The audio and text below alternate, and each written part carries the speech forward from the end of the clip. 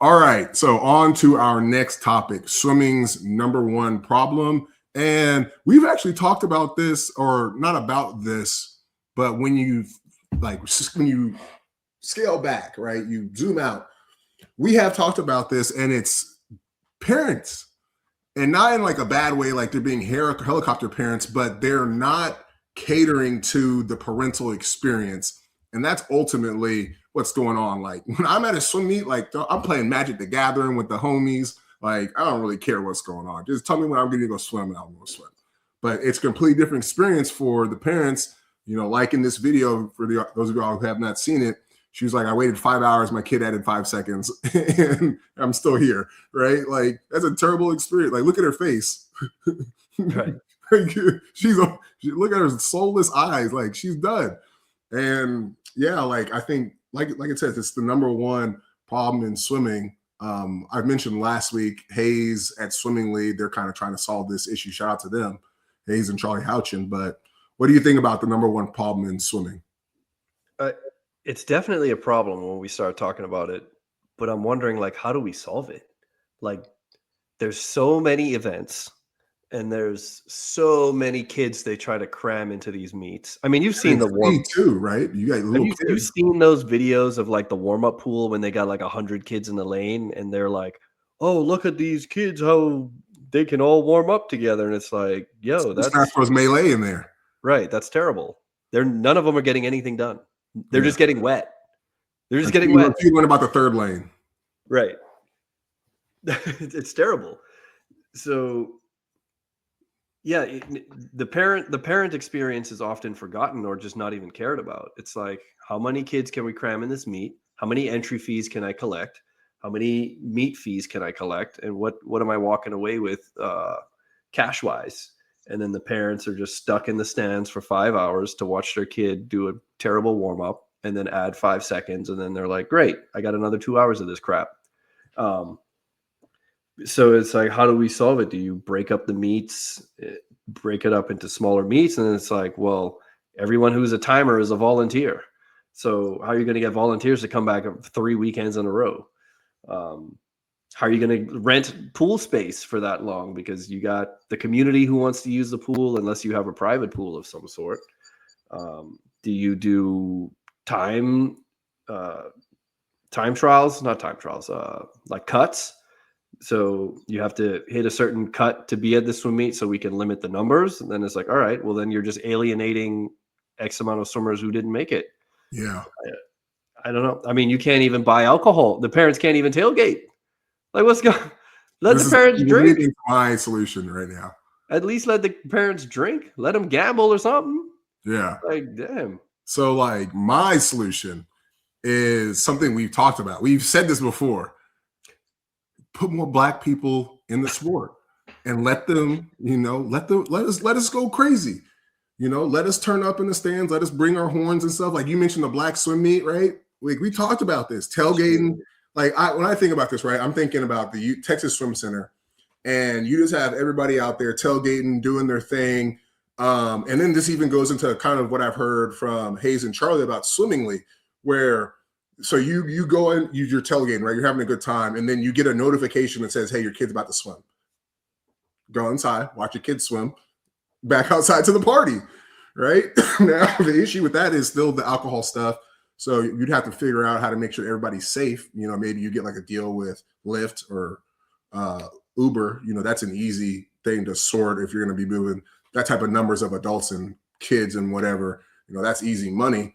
But, I think the solution is, you gotta let tailgating happen. And I think with the white population of swimming, I think they'll be much more apprehensive to do it in a way where it's like, I'm going to maybe miss the love of my life, my child swim, to go do this. And I hope my notification works.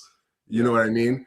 But the problem, I'll tell you this, I thought about this a while ago, because I was like, why do Black people why are we so quick to solve problems now? Whereas, white people will we'll go the legal route.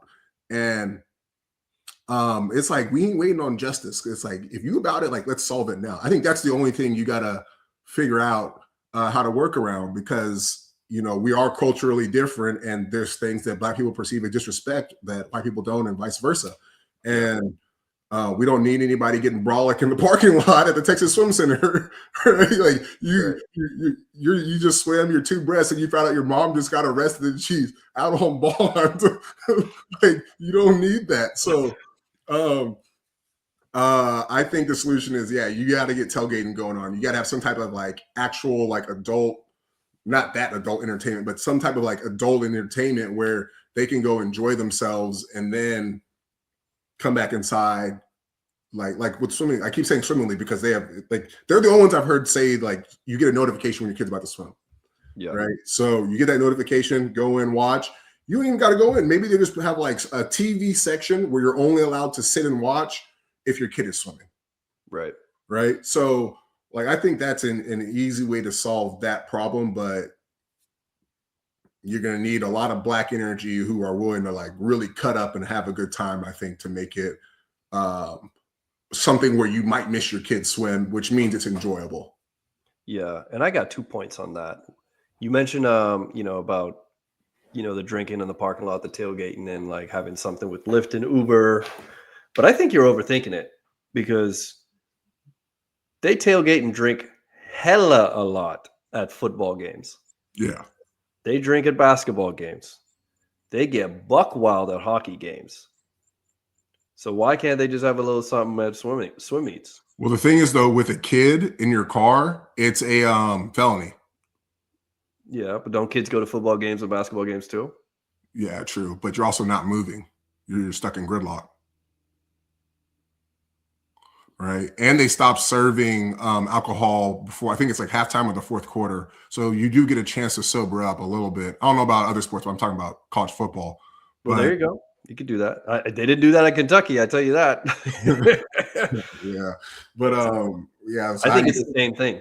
Yeah, you're right. You're drinking at a basketball game, you're drinking at swim meet. Yeah. I'm being a little nitpicky. Second point, sorry. Yeah, go ahead. Maybe this is something the collegiate ISL could address. Cut the check. You got to cut the check right there, Kyle. Yeah. Elvis just gave you an idea right there. You got to cut the check right there. Yeah. We don't know anything about that. I call it the collegiate ISL. I think they're going to take all these pro swimmers, which I guess it's kind of a bad business model because not everybody has a pro group worth watching. Right.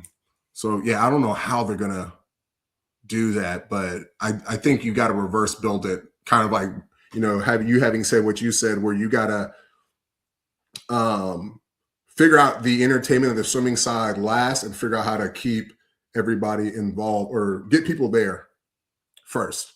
Yeah.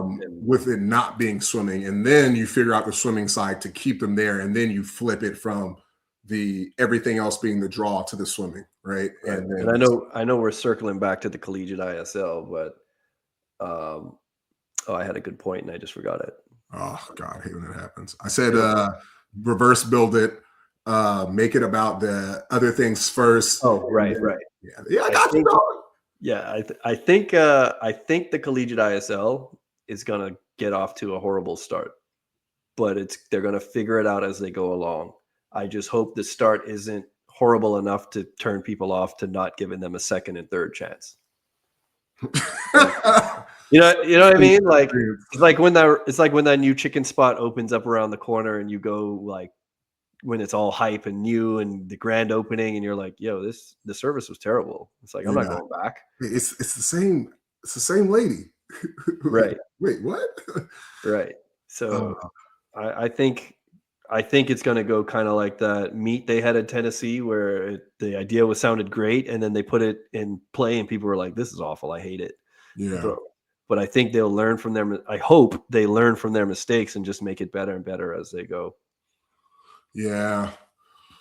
But at least the ISL kind of has already made some of those mistakes and kind of fine-tuned the product. So it's just how they're going to translate that into the collegiate atmosphere. I don't know. Yeah, build it while you fly it. That's what one of my friends said before. All right, now on to our last topic, the U.S. Open results. Actually, before we go on to that, because we didn't talk about one part of the swimming's number one problem, and that's just the meet length in general, right? We Mm. talked about how to fix it, how to make it more attainable as is, but if you could fix the meet length, I don't think there's a way you can do this because the kids are like, there's certain age groups where there's nothing you can do to make the meet faster other than just letting less of them in, right? Right. So I don't know. I don't think there is an answer. What do you think about just You making almost it shorter? you almost need, like I said, you almost need to like segregate the meet even further. Like, all right, this meet is for 6-year-olds only. Like why we don't need to have 6-year-olds swimming with 18-year-olds in the same meet. Like that's crazy. Like, Or maybe that's how you do it, because that way you can run the older kids up out of there, or it doesn't affect the length of the meet. You know what I mean?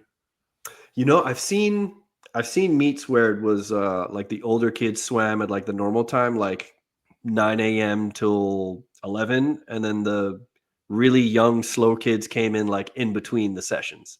So you Oh, basically had like two swim meets going on. I mean, it's a tough day for the timers if they have to stay through the whole thing, but I mean, you could rotate them out too.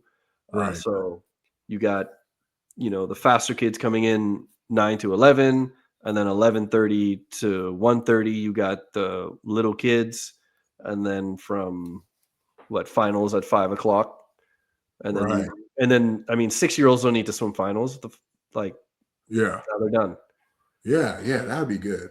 I There you didn't think go. of that. UT kind of something like that, but it's like two separate meets Yeah. entirely. So yeah.